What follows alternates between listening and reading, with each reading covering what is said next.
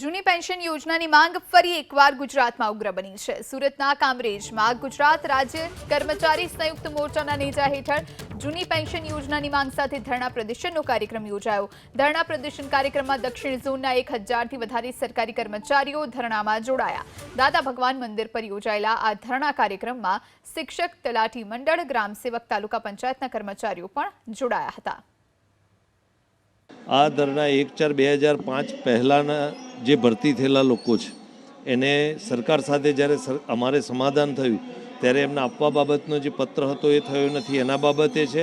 જૂની પેન્શન યોજના તમામ કર્મચારીઓને લાગુ પડે એના માટે આ દક્ષિણ ઝોનનો પ્રથમ શરૂઆત દક્ષિણ ઝોનથી કરી છે અને દક્ષિણ ઝોનના 7 જિલ્લાનો ધરણાનો કાર્યક્રમ છે। અમારી મુખ્ય માંગણી છે જૂની પેન્શન યોજના લાગુ કરો।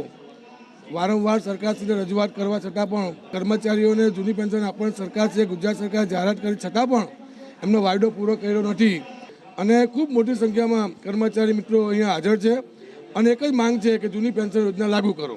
ગાંધી ચિંધ્યા માર્ગે લોકશાહી ઢબે અમારું સમગ્ર શિક્ષક પરિવાર સાથે તમામ તલાટી હોય, ક્લાર્ક હોય, પંચાયતી સેવા સંવર્ગના કર્મચારીઓ હોય, અન્ય વિભાગના કર્મચારીઓ હોય, એ તમામની એક માંગ એવી છે કે આપણે ગાંધી ચિંધ્યા માર્ગે લોકશાહી ઢબે સરકાર પાસે એવી માંગણી રાખીએ કે આપણને જૂની પેન્શન યોજના મળે।